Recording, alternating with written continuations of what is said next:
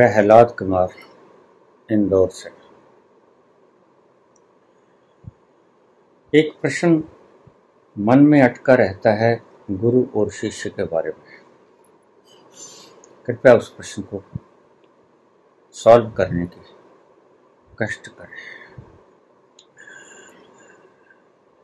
एकलव्य गुरु द्रोण के पास शिष्यत्व ग्रहण करने के लिए जाता है, धनुर्विद्या में निष्णात होने के लिए। गुरु द्रोण उसको इनकार कर देता है। एकलव्य गुरु द्रोण की मूर्ति बनाकर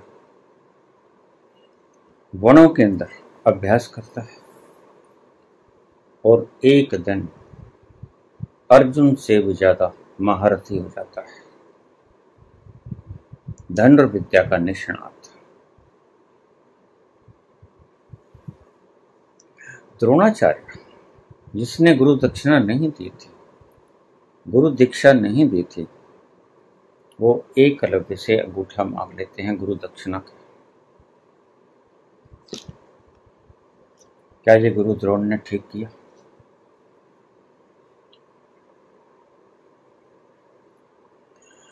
देखने में प्रश्न बिल्कुल बकवास लगेगा, लेकिन जितना विराट प्रश्न यह है, गहरे तलों से इस प्रश्न का जवाब आता है। खोपड़ी इस प्रश्न का जवाब नहीं दे सकती। जो खोपड़ी से प्रश्न का जवाब देंगे वो तो द्रोणाचार्य को मक्कार, लालची, अभिमानी, अहंकारी बोलेंगे। गुरु के नाम पर कलंक बोलेंगे। लेकिन तुमने पूछा है कि गुरु द्रोण ने यह ठीक किया? 100% ठीक किया। चौंकिए मत।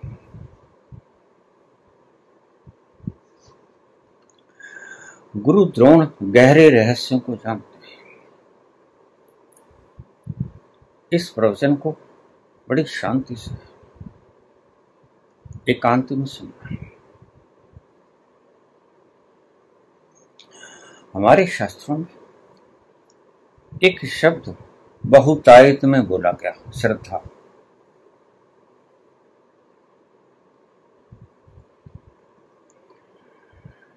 यह बड़ा कीमती अर्थ है।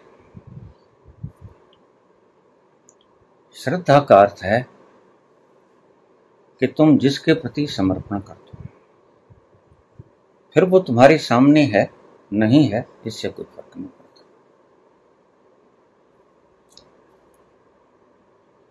कृष्ण भगवान का एक शब्द मुझे याद आता है, अक्सर बोलता हूं, सर्वधर्मान् परित्यज्य मामेकं शरणं व्रज। मुझे समर्पण हो जा, मुझ पर श्रद्धा कर।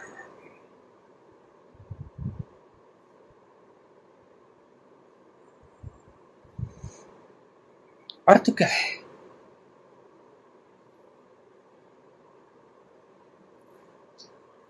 अब सुनिए इसका अर्थ।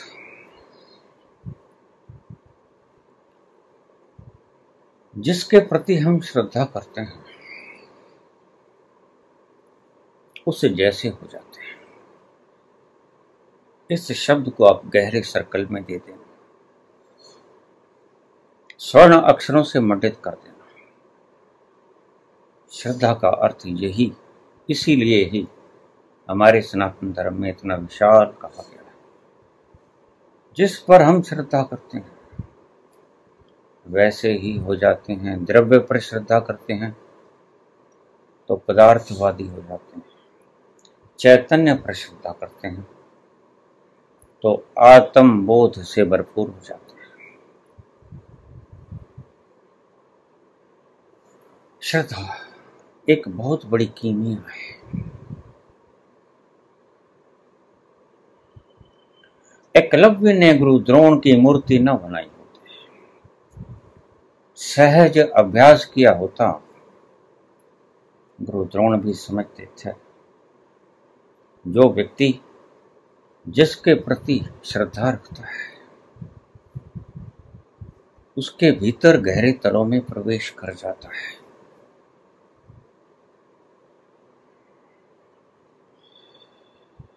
जाकी जा पर सत्य स्नेहु, सोते ही मिल ही न कछु संदेहु। सभी संतों ने अलग अलग तरीकों से इस बात को घुमा फिरा के कहा है। संगत का असर इसीलिए होता है, जिसके साथ तुम बैठते हो, संगत करते हो, 2 घड़ी बिताते हो, उस जैसे ही क्यों हो जाते हो? क्योंकि तुम उसके करीब बैठ कर उस पर श्रद्धा करने लगते हो, और श्रद्धा करने से तुम वैसे ही हो जाते हो। फिर उसके दोष तुम्हें नजर नहीं आते, तुम उसके दोषों को भी स्वीकृत कर लेते हो। बड़ी गहरी बात है। गहराई से सुनेंगे, एकांत में सुनेंगे तो हृदय के भीतर उतर जाएगा। इसलिए मैं कहता हूं कि नास्तिक कभी नहीं हो सकता। क्यों? क्योंकि उसमें श्रद्धा नहीं। मार्कस चाहे भी तो परमात्मा तक पहुंच नहीं सकता, और चैतन्य मीरा झट से पहुंच जाता है। क्या है मूल मंत्र? श्रद्धा। श्रद्धा विश्वास रूपिणो, श्रद्धा विश्वास रूपिणो। श्रद्धा और विश्वास का रूप है। उसके बिना आप उसके भीतर प्रवेश नहीं कर सकते। नास्तिकता एक बैरियर है।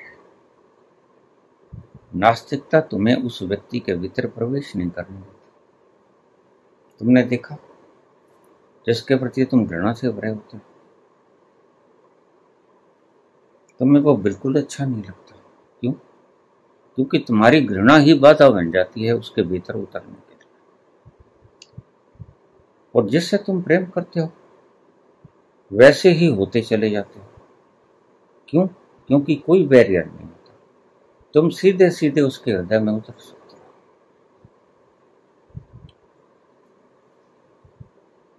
गुरु द्रोण अच्छी तरह से जानते थे, दीक्षा न देने के बाद यह व्यक्ति मेरे अंतस में उतरा,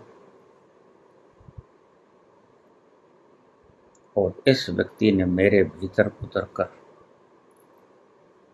मेरी विद्या चोरी की है। तुम्हें तो पता नहीं इस बात का। खोपड़ी से सोचने वाला व्यक्ति गुरु द्रोण को पापी कहेगा, लुटेरा कहेगा, अहंकारी कहेगा, लेकिन गुरु द्रोण 100% ठीक है।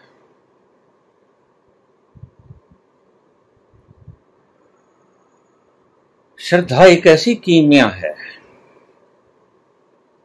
श्रद्धा में तुम झुकते हो, और झुकना मूल मंत्र है। जिस तरफ गर्दन झुकाई देख ले, झुकना पड़ता है। झुकने का मतलब ही श्रद्धा है। श्रद्धा के बिना तुम झुक नहीं सकते, और झुकने के बिना तुम्हारे भीतर श्रद्धा नहीं पैदा होती।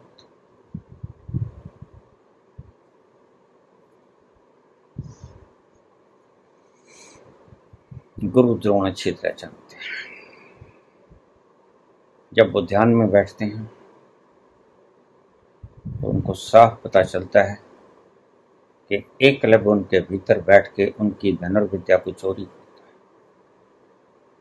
वो रोकते नहीं उसे, भली भांति जानते हैं, भली भांति जानते हैं। बाहर से तिरस्कार कर चुका हूं, लेकिन कोई भीतर चला जाए श्रद्धा से तो उसको हम रोक नहीं सकते। यह भी ध्यान रखना, बड़ा मूल मंत्र है। ऋषियों ने इसे छुपाया,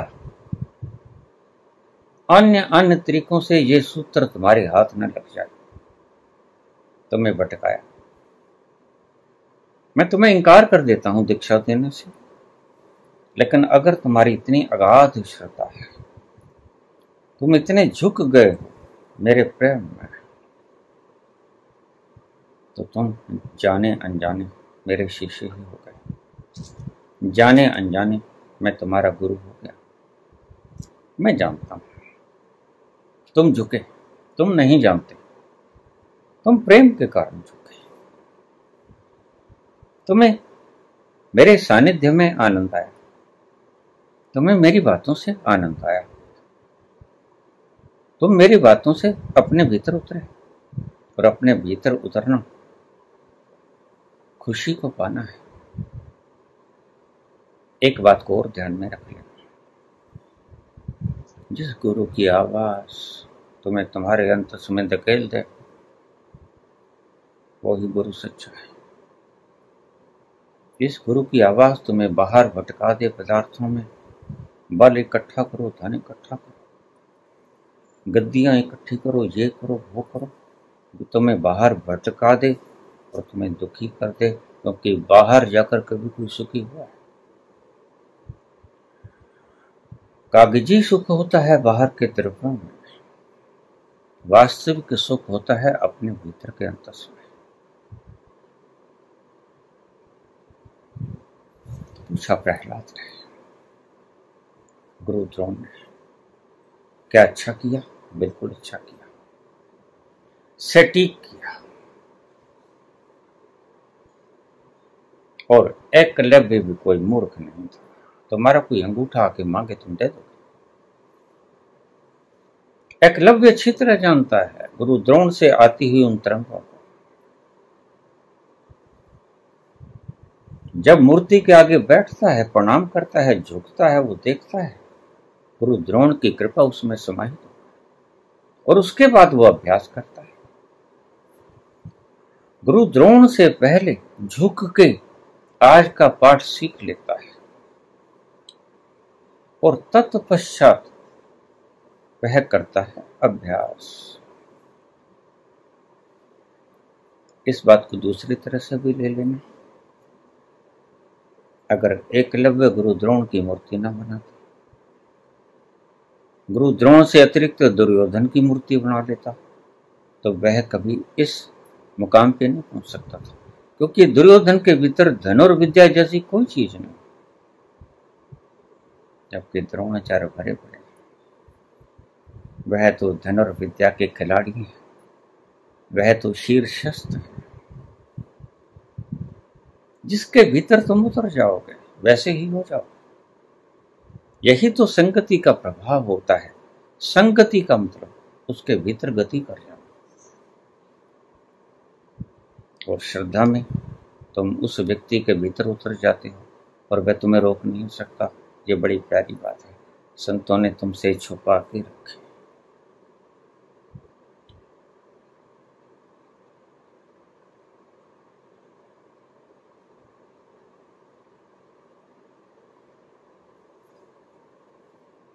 मेरे पास एक व्यक्ति आ गया,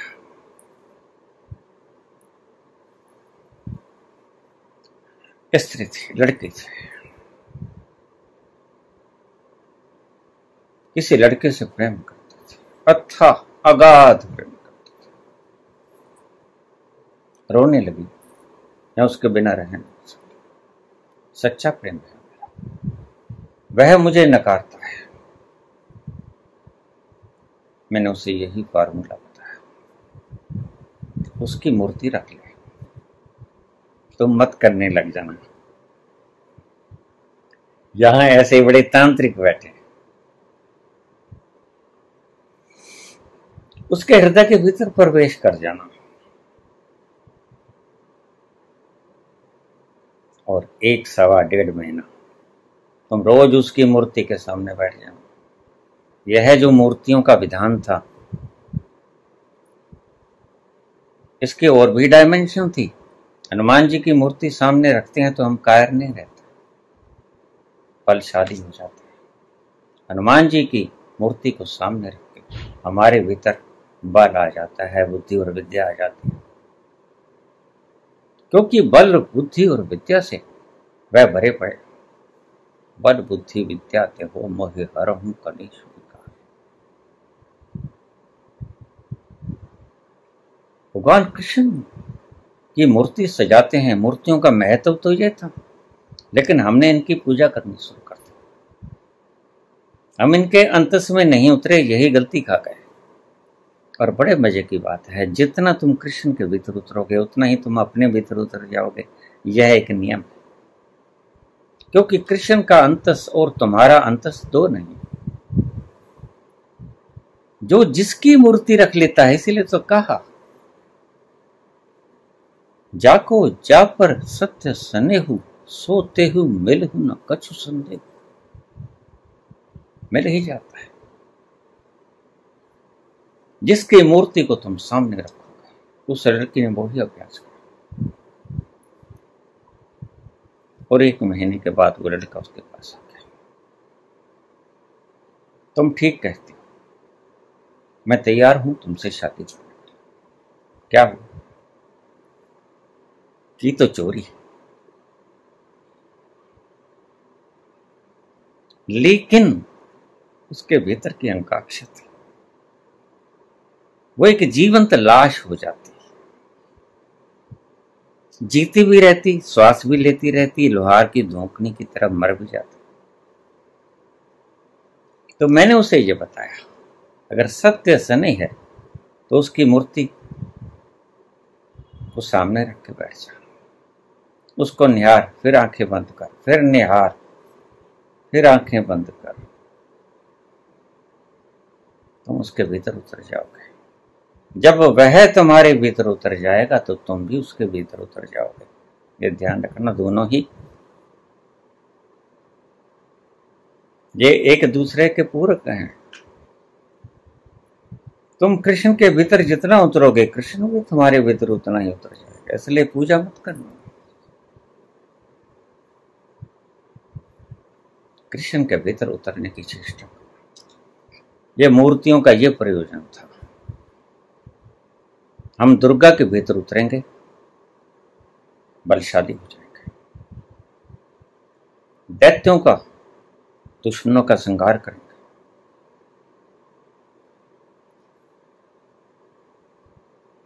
और भैरों के भीतर उतरेंगे तो क्या होगा? छेड़छाड़ करेंगे, शराब पिएंगे। ये भैरों प्याला समझते हो? जिसके भीतर उतरेंगे वैसे ही हो जाएंगे। यही तो संगत का असर होता है। ये गहरे प्रभावों को देखते चले जाना। मैं एक लड़ी से बोल रहा हूं, सीधा स्पॉट धागा है। मैं कहीं इधर उधर नहीं हो रहा हूं। उसी बात को एक लकीर के जरिए समझाने की चेष्टा कर रहा हूं।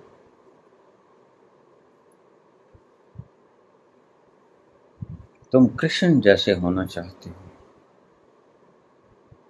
और मूर्ति से इसका फायदा उठाना चाहते हो तो कृष्ण के भीतर प्रवेश करने की चेष्टा करो। अपने भीतर प्रवेश हो जाओगे। और अगर दूसरा तरीका इस्तेमाल कर लो कि तुम अपने भीतर उतरना शुरू हो जाओ, तो तुम पाओगे तुम कृष्ण के भीतर उतरना शुरू हो गए।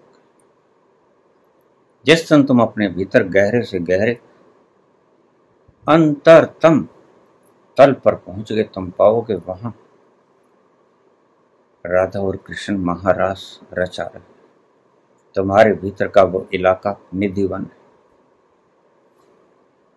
दोनों में से कुछ भी कर लेना। अगर मूर्ति में इतनी श्रद्धा हो गई है मीरा की तरह, तो फिर मूर्ति से मूर्ति के भीतर उतर जाना। मीरा ऐसे ही पहुंचे। मीरा ने सब कुछ मान लिया, सर्वस्व। मीरा का पति भोजराज मर गया, लेकिन भोजराज की शादी तो बाद में हुई। मीरा ने कृष्ण को पति पहले ही मान लिया। जाके सिर मोर मुकुट मेरो पति सोई। जिसको पति मान लिया, फिर बाहर के पंच भौतिक शरीरों के पतियों से कुछ लेना देना नहीं। वो तो रस्मों रिवाज है। मीरा अच्छी तरह से जानती है, वो सारी रस्मों रिवाजों को निभाएगी, लेकिन उसके मन के भीतर क्या है वो अच्छी तरह से जानते हैं। वो किसी चीज से इंकार नहीं करेगा। माँ बाप कहेंगे शादी कर दूं, कर दूं।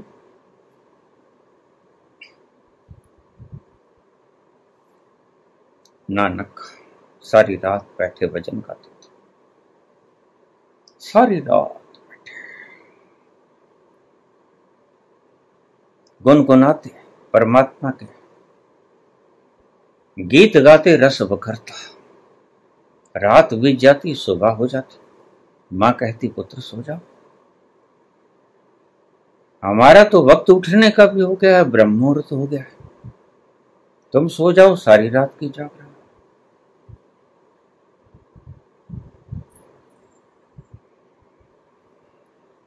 नानक परम पिता परमात्मा को अपने हृदय में बसा रहे हैं, और अपने हृदय में जैसे जैसे बसा रहे हैं, जैसे जैसे वो गहरा जा रहा है, वैसे वैसे वो परमात्मा भी उसके हृदय में गहरा हो रहा है। तुम अपने भीतर जाओ, परमात्मा संग तुम्हारे संग आ जाएगा भीतर। एक धागा है।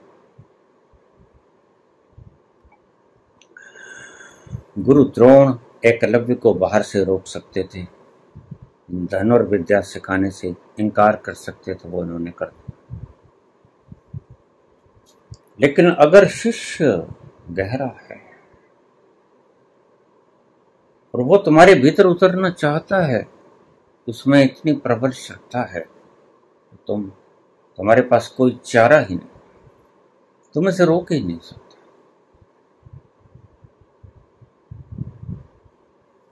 तुम्हारे पास कोई उपाय नहीं, वह तुम्हारे हृदय में प्रवेश कर जाएगा। वह तुम्हारे अचेतन मन में गहरे में जाके तुम्हारी विद्या को चुरा लेगा। सच में पूछो तो गुरु द्रोण ने एकलव्य से गुरु दक्षिणा नहीं मांगी। तुम गलती खा जाते हो, क्योंकि तुम्हें बाहर बाहर की चीजों का पता है, जो शाब्दिक रूप से तुम समझते हो। तुम गहरे रहस्यों में कभी उतरे नहीं, और गहरे रहस्यों का तुम मतलब भी न जान पाओगे। और इस रहस्य को दोनों जानते हैं। ऐसा नहीं कि एकलव्य नहीं जानता, बिल्कुल जानता है। एकलव्य तर्क उठा सकता था, तुमने कहां दीक्षा दी मेरे को, लेकिन एकलव्य अच्छी तरह जानता है। एकलव्य इस विद्या को जानता था कि अगर इसने इंकार कर दिया है बाहर से, पंचभौतिक शरीर से, मुझे अपनाने के लिए, मुझे सिखाने के लिए, तो मेरे पास दूसरा रास्ता है। मैं इसके भीतर उतर जाऊंगा, मैं फिर चोरी करूंगा। ये दूसरा रास्ता चोरी का है, यद्यपि गलत है।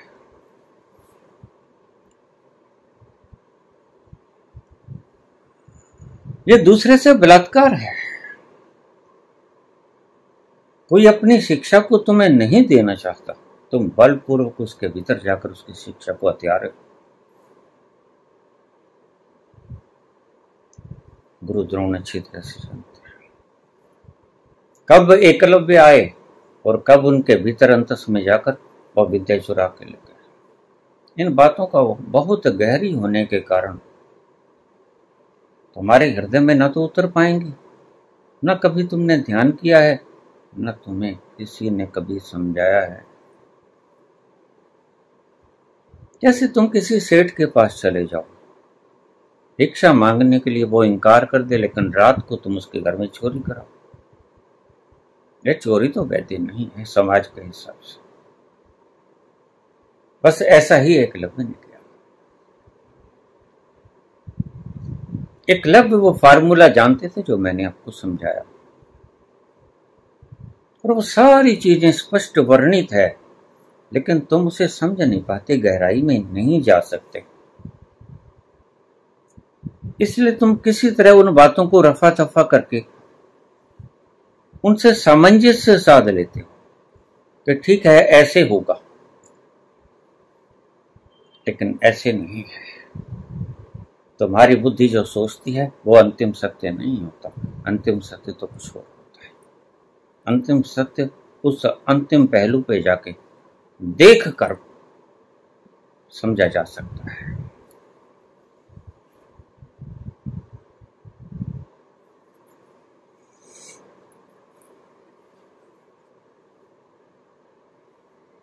साबरमती आश्रम के भीतर विनोबा भावे और गांधी जी बैठे थे। रामायण की चर्चा चल रही थी, संवाद चल रहा था वनवास का।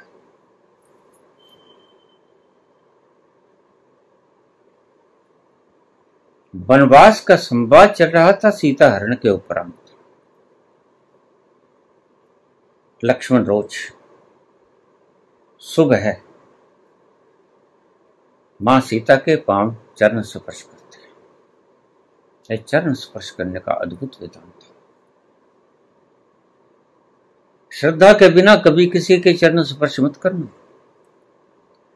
ध्यान रखना, मेरे के शिष्य मुझसे पूछने लगे कि मैं अपने ताया जी के चरण स्पर्श कर लूं। बिल्कुल नहीं करना है।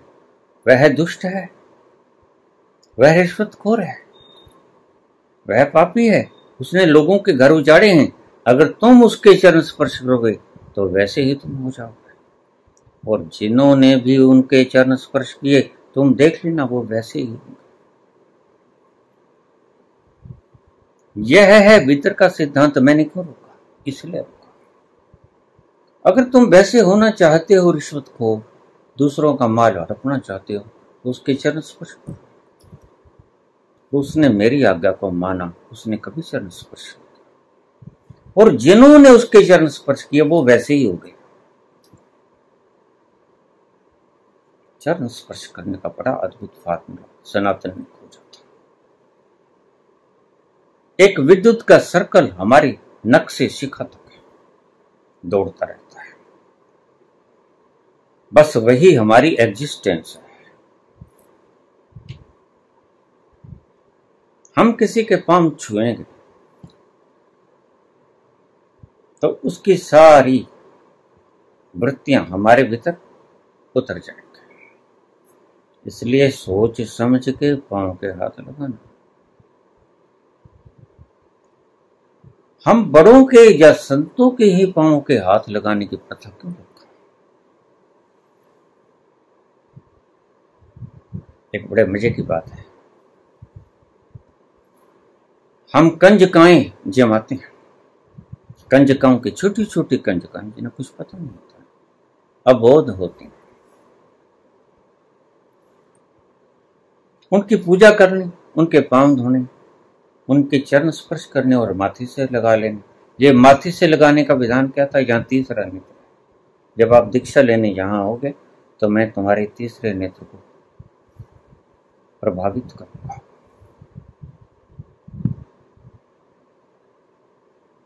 तो उनके चरण स्पर्श करो, चरण धो, और चरण स्पर्श करके उसकी इनोसेंसी, बच्चे की इनोसेंसी, वैसे इनोसेंसी तुम कहीं नहीं पाओगे। और खास तौर से कन्या, और खास तौर से वो कन्या जो 5 साल से छोटी उम्र की, बिल्कुल निर्भर है, बिल्कुल शुद्ध है, देवी स्वरूपा। तो उसके चरण स्पर्श करके जब तुम माथे से लगाओगे तो उसकी इनोसेंसी, उसकी मासूमियत तुम्हारे भीतर भी आ जाएगी। वैसे तो तुम दुष्ट हो, अन्यथा तुम्हें कंजकाएं जमाने की जरूरत भी क्या है? अगर तुम स्वभाव से ही इनोसेंट हो ईसा मसीह की तरह, तो तुम्हें कोई कंजकाएं जमाने की आवश्यकता भी क्या पड़ती है? आवश्यकता ही तो पड़ेगी कि तुम धूर्त हो, तुम दुष्ट हो, तुम स्त्री को कामुक दृष्टि से देखते हो, मलिन दृष्टि से देखते हो। उसके पाप धोने के लिए तुम कंजकाएं जमाते हो। क्षमा करना, मैं थोड़ा सा ज्यादा सत्य बोल रहा हूं।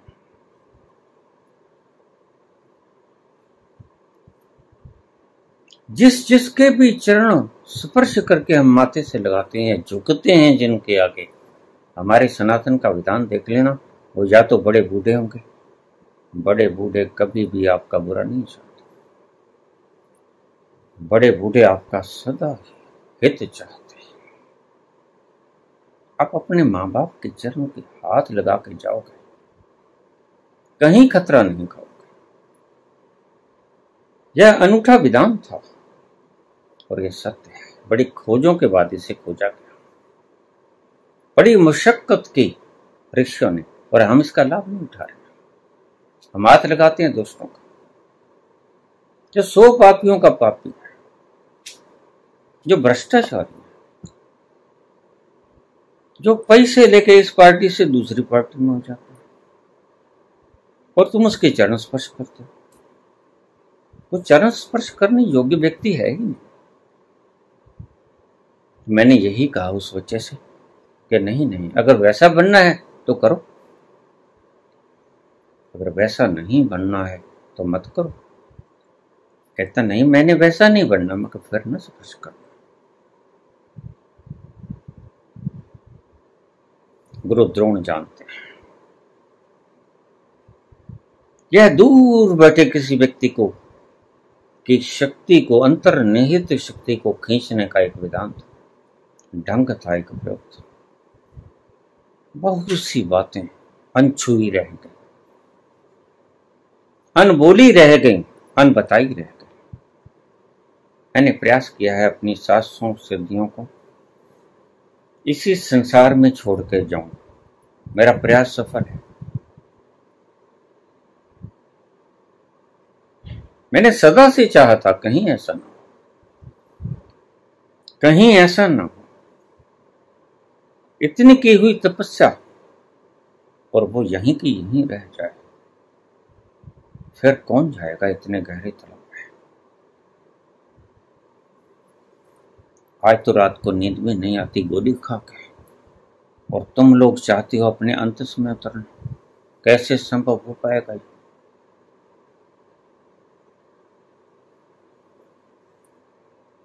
पूछा है प्रहलाद ने, क्या द्रोणाचार्य ने ठीक किया? सटीक, 100% सही किया। द्रोणाचार्य भी जानते हैं एकलव्य चोर है, चोर को सम्मान नहीं दिया जा सकता। एकलव्य जानते हैं कि मैं चोर, मैंने उस फार्मूला से इसके भीतर जाकर एक धनुर्विद्या को चुराया है, अन्यथा धनुर्विद्या ऊपर से पड़ गई। धनुर्विद्या शुरू करने से पहले गुरु की मूर्ति के पास जाकर प्रार्थना करता, अपने गहरे उतरता। अपने गहरे उतरने का मतलब गुरु द्रोण के भीतर उतरना। ये बार बार समझा रहा हूं मैं तुम जितने अपने भीतर जाओगे उतना ही तुम जिसे मानते हो, तुम्हारा जो पूज्य है, जो तुम्हारा आइकॉन है, उसके भीतर प्रवेश कर जाओगे। यही फार्मूला है। पहले अपने भीतर उतरना पड़ेगा। जितने जितने गहरे चलते जाओगे उतने उतने तुम उस व्यक्ति के भीतर गहरे उतरते जाओगे। यही था मूर्ति का विधान। लेकिन पाखंडियों ने इसे भ्रमों में निपटा दिया। भीतर जाना तो अति कठिन था। मृत्यु को स्वीकार करने के उपरांत तो वहां की यात्रा शुरू होती है, और मृत्यु को ये लोग स्वीकार कर नहीं पाते। और सबसे पहला पग है मृत्यु को स्वीकार करना। वहीं तुम चूक जाते हो। यह प्रिलिमिनरी क्वालिफिकेशन है। मृत्यु को स्वीकार करो, फिर चलो तमाशा देखो।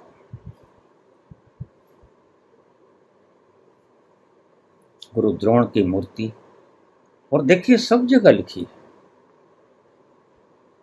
लेकिन किसी ने तुम्हें समझाने की चेष्टा नहीं कि इसका असल कारण क्या था। ये नहीं कि वो चूक गए, वो लालची थे, नहीं, कुछ जानते नहीं। यहीं से पता चलता है कि आज संसार में अपने भीतर उतरने वाले कितने लोग, प्रचार करने वाले तो बहुत हैं, प्रचार करने वाले तो भरे पड़े हैं।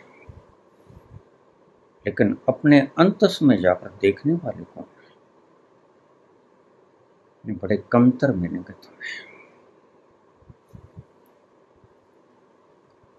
जैसे ही गुरु द्रोण मांगते हैं एकलव्य से कि अपना अंगूठा दे दो, दाएं हाथ, इसी से बाण खींचा जाता है। एक क्षण भी नहीं लगाते और तुम कहते हो एकलव्य बड़ा शानदार, सही शिष्य है। नहीं, एकलव्य सही शिष्य नहीं, गुरु द्रोण सही कर रहे हैं। एकलव्य जानते हैं चोरी का माल है, वापस मांग रहा है, करना पड़ेगा, अन्यथा और भी साधन थे। अगर एकलव्य इनकार कर देता तो साधन और भी थे गुरु द्रोण के पास, उनका प्रयोग कर लेता। लेकिन एकलव्य के पास वह उस प्रतिभा को रहने नहीं देते। एकलव्य क्षेत्र जानते हैं, गुरु द्रोण जो मांगते हैं वह बिल्कुल सही मांगते हैं। एक चोरी छिपे चुराया गया माल है। मैंने जितने लोगों को सुना है, बड़े बड़े लोगों को सुना है, मैं पढ़ा करता था कॉलेज में, तब यही बहस थी। तब समझ इतनी नहीं थी, पढ़ाई की तरफ ख्याल था। डड्डू काटा करते थे, रैबिट काटा करते थे, फ्रॉक काटा करते थे और कॉकरोच काटे करते थे, उधर ही ख्याल था। तो इन आध्यात्मिक प्रश्नों की तरफ ख्याल नहीं था। रोज इन चीजों पे बहस होती थी, लेकिन मैं किनारा कर देता, मेरी रुचि ही नहीं थी इधर। जब से जाना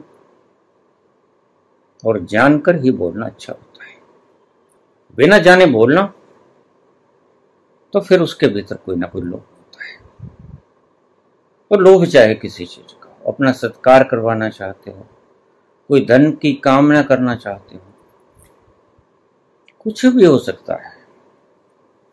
जानने के बाद उसे वैसे का वैसा बता देना, बिना गुरु दक्षिणा लिए। गुरु दक्षिणा की बात मैं फिर भी बोलूंगा। एक प्रश्न और भी किसी भक्त का आया हुआ है।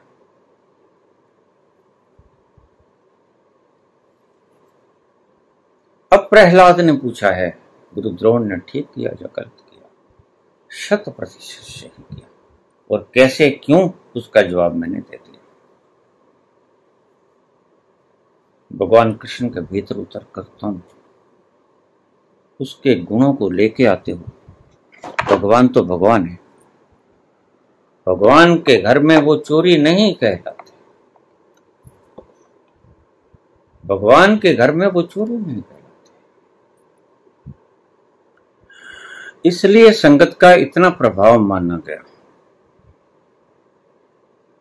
जिसके संगत में तुम बैठोगे तुम्हें पता नहीं, उसके रोम रोम से हर वक्त किरणें झड़ रही हैं, तरंगे निकल रही हैं, और तुम बिना चाहते हुए भी वो उन तरंगों को तुम्हें पीना पड़ता है, मजबूरी है, क्योंकि तुम उसके पास बैठे। गटर के पास खड़े हो गए, गटर नहीं चाहता कि बदबू को तुम लो, लेकिन क्योंकि तुम उसके पास खड़े हो इसलिए तुम्हें वो बदबू सहन करनी पड़ेगी। तुम नहीं चाहते तो वहां से परे हट जाओ।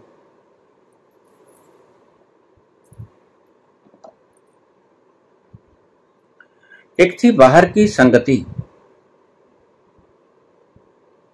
वो ऐसे इफेक्ट करती है तुम पर, तुम जिसके पास बैठोगे गटर के भीतर से बदबू आएगी और इत्र बेचने वाले के पास से सुगंध आएगी।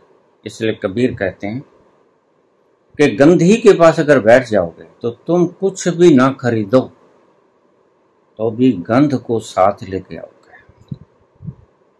वह उसके शरीर से, उसके इत्र के से आती हुई गंध को तुम्हारे कपड़े सौंप लेंगे, तुम्हारा शरीर सौंप लेगा। संगत का ऐसा प्रभाव होता है। एक होता है सत्संग। तुमने सत्संग का हुलिया बिगाड़ लिया है आज।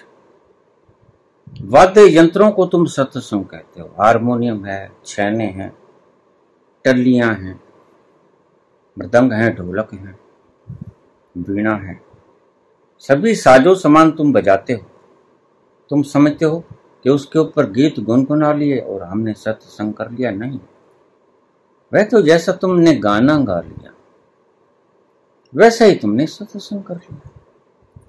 सत्संग का अर्थ वह या तो कोई व्यक्ति ऐसा बैठा हो जिसने उस भीतर के सत्य को छू लिया। आद सच, अनाद सच, है भी सच, नानक हुसी भी सच। जिसने वो तल छू लिया अपने अंतस का, उसके साथ खुशबू बाहर आएगी। अगर वो उस सत्संग में बैठा है तो सत्संग बिल्कुल कामयाब है तुम्हारा। और अगर तुम सब बुद्धू बैठे हो, अज्ञानी बैठे हो, तो कितने ही ढोल नगाड़े पीटते जाओ, सत्संग नहीं हुआ, वक्त कटा। तुम घर के कामों से बचने के लिए, बच्चों की देखरेख से बचने के लिए, कुछ जिम्मेदारियों को से बचने के लिए, कोई लड़ाई झगड़े से बचने के लिए सत्संग में चले जाते हो। मैं जानता हूं तुम्हारी शरारतों, लेकिन जहां तुम सत्संग में जाते हो वहां भी कहां सत्संग होता है। एक औपचारिकता निभाई जाती है और बाद में जो बातें होती हैं उन्हें मैं जानता हूं। सत्संगों में मैं जाता रहा हूं, बाद में तो बस इधर उधर की चुगलियां ही होती हैं। सत्संग का अर्थ कि या तो तुम ऐसी व्यक्तित्व के पास बैठ जाओ जो सत्य में प्रवेश कर चुका, या अपने भीतर उतर जाओ और उस सत्य के तल तक जाने की चेष्टा करो जहां सत्य विराजमान है। बाहर का जगत सब असत्य है, ब्रह्म सत्यम जगत मिथ्या। उस ब्रह्म, उस सत्य से थोड़ा सा दामन बिड़ा लो तो सत्संग हो गया। बाहर से करो तो किसी सत्संग तक गए हुए व्यक्ति के पास बैठ जाओ जिसने अपने अंतस्थल को छू लिया। और अगर एकांत में घर बैठे हो तो अपने ही भीतर उतर कर उस सत्य तक पहुंच जाओ तो सत्संग हो गया। लेकिन तुम आज फिल्मी गानों के ऊपर भजन बना लेते हो, तू चीज बड़ी है मस्त मस्त। अब बात तो ये ठीक है, वह जो चीज जिसके पास तुम जाना चाहते हो बड़ी मस्त है, लेकिन तुम्हें उसका पता नहीं। तू चीज बड़ी है मस्त मस्त, बिला शक वह बड़ी मस्ती है। रोज बोलता हूं, बड़ी खुमारी से भरी मस्ती और सुरूर से उसका दामन भरा हुआ है। चारों तरफ प्रगाढ़ शांति, शीतलता और आनंद और खुमारी। लेकिन तुम जिस वक्त गाते हो उस वक्त तुम्हारे जहन के भीतर वो फिल्मी गाना ही होता है। शब्द तुम खुद से बना लेते हो, कहीं कीट कहीं का भानुमति ने कंपा जोड़ा। यह एक गहरे से गहरा रहस्य है जो तुम खुद ही जाकर इसकी तस्दीक कर पाओगे। बाहर से जैसे व्यक्ति के पास बैठोगे उसकी आदतें तुम्हें पकड़ लेंगे, और भीतर से तुम अपने भीतर उतरोगे तो उसकी आदतें तुम्हें पकड़ लेंगी। वह शांत है तो तुम शांत हो जाओ, वह मस्त है तो तुम मस्त हो जाओ, वह खुमारी से भरा हुआ है तो तुम खुमारी से भर जाओ। उसको आग नहीं जलती, चिंता नहीं सताती तो तुम्हें भी आग नहीं जलाएगी, चिंता नहीं सताएगी। जैसा वो है उसकी संगत का असर तुम पर होता है। बाहर सत्संगी के पास बैठोगे वैसे हो जाओगे, दुष्ट के पास बैठोगे वैसे हो जाओगे। इसलिए दुष्टों के पांव कभी छूना मत, ध्यान रखो। ये राजनीतिक व्यक्तियों के दुष्ट होते, ये पक्के 100% दुष्ट होते हैं। मैं सदा ही बोलता रहा। और संतत्व की तरफ जो जाना चाहता है, अपने अंतस में जो उतरना चाहता है, भूल कर भी राजनीतिक व्यक्ति, चाहे वो तुम्हारा बाप भी क्यों, उसके पांव के हाथ में लगा दे। रिश्वतखोर, लोगों का माल हड़प करने वाला, चोर, इसे चोर कहते हैं। यही तो चोरी की थी एकलव्य ने। बस फार्मूला जानता था, वो पार लगाना जानता था। बाहर का चोर दीवारों को पार लगाना जानता है, और भीतर का चोर था एकलव्य, वह तुम्हारे अंतर मन पर पार लगाना जानता था। ऐसी चीजें हैं, दूसरे के मन में प्रवेश की जा सकती हैं। ध्यान रखना, ये गहरे में उतरेंगे तो बिगाड़ भी बड़ा। इसलिए इन चीजों को कुछ व्यक्तियों तक ही सीमित करके जा रहा हूं, और वो ऐसे व्यक्ति जो स्वभाव से मेरे ही जैसे, वो किसी का बुरा नहीं चाहते, उनको ही सौंप के जाना चाहता हूं। यद्यपि यहां बड़े लोगों ने कोशिश की, तुम मुझे बता दो, मैं ये सीखना चाहता हूं। नहीं, मैं नहीं बताऊंगा, मैं बता चुका हूं। तो फिर जिसे तुम बता चुके हो उसको मुझे बता दो, मैं जाकर सीख लूंगा।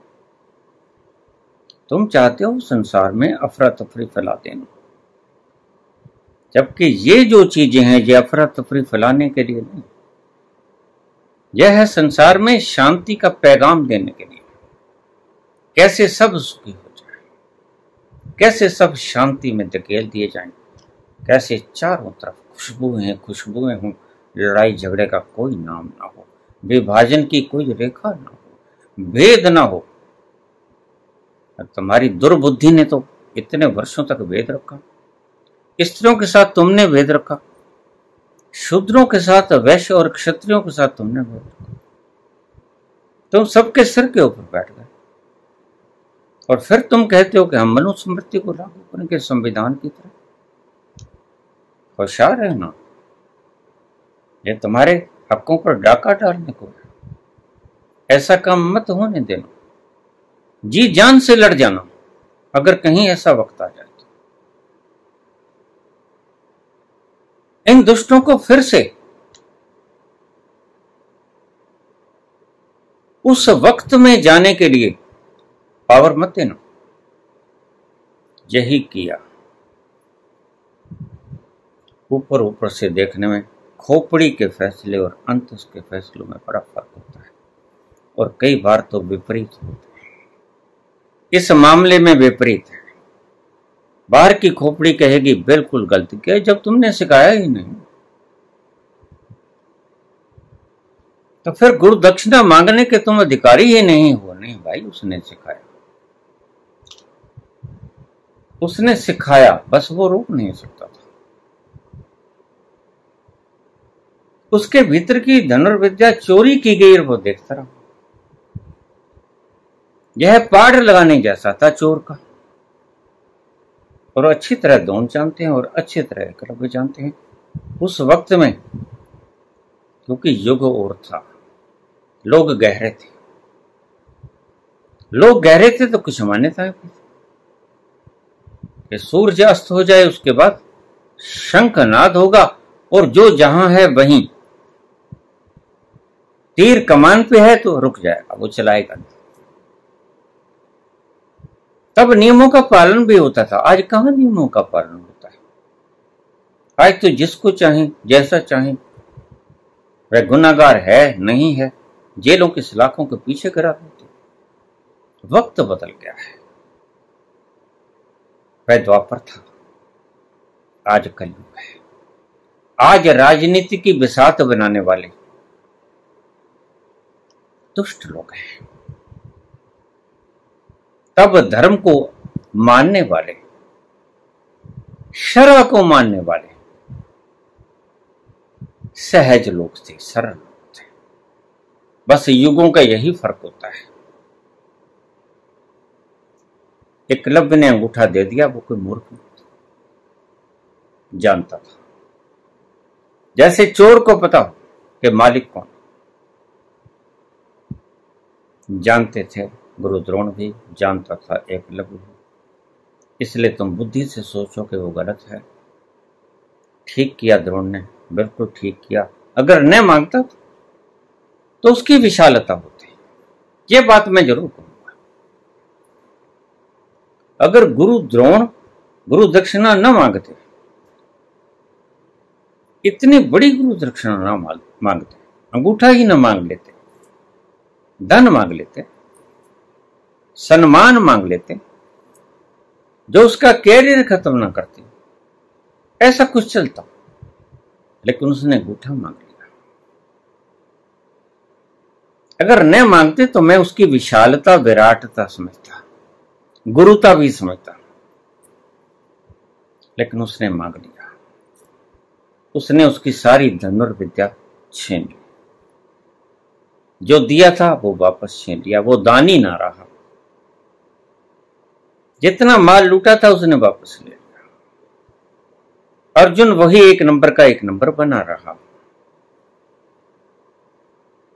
तो प्रहलाद, तुम जो सोचते थे शायद मैं जवाब दूंगा, तो निकला नहीं। क्षमा का ख्वास्तगार हो, तुम्हारी भावनाएं जरूर चोटिल हुई होंगी, लेकिन जो सत्य है मैंने वो बोल दिया,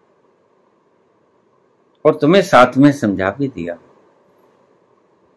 कि अगर परमात्मा जैसे शांत होना चाहती हो, मस्ती से भरे होना चाहते हो, खुमारी से युक्त होना चाहते हो, नृत्य करना चाहते हो भगवान कृष्ण की तरह, रास रचाना चाहते हो, तो उसकी मूर्ति को सामने रख के, मूर्ति का यही महत्व था, अपने भीतर उतरने की कोशिश करना, या कृष्ण के भीतर उतरने की कोशिश करना। जैसा तुम्हें सुलभ लगे वो कर लेना, वैसे ही हो जाओगे। राम के भीतर उतरोगे, मर्यादा उतर जाएगी आपके भीतर, उसका पुरुषार्थ उतर जाएगा भीतर, उसकी मर्यादा उतर जाएगी भीतर। मूर्ति का यह महत्व था।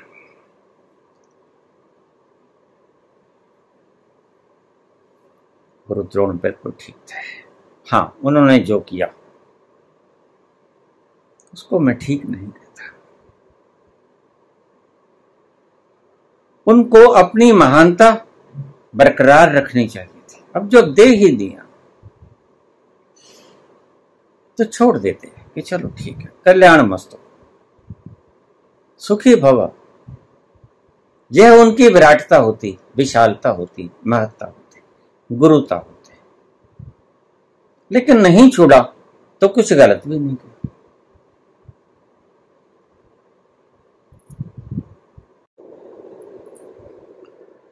जब जुल्मों का हो सामना,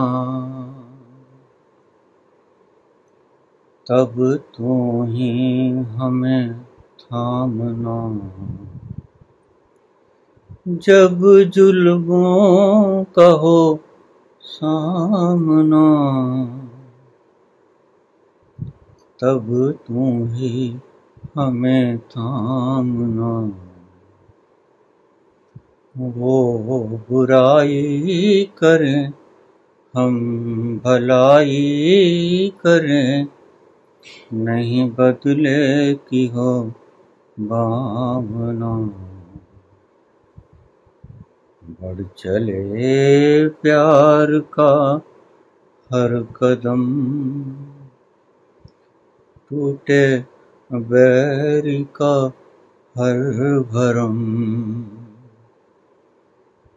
नेकी पर चलें और बदी से टलें, ताकि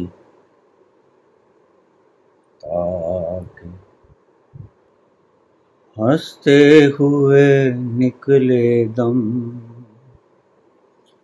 ऐ मालिक तेरे बंदे हम,